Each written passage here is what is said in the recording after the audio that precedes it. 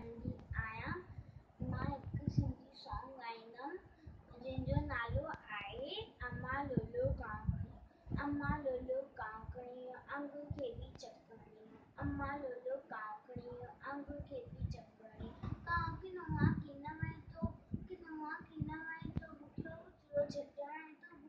चुलो झटणाई तो अम्मा लोलो लोलो अम्मा लोलो कांकणी अंग खे बि चकणी, अम्मा लोलो कांकणी अंग खे बि चकणी।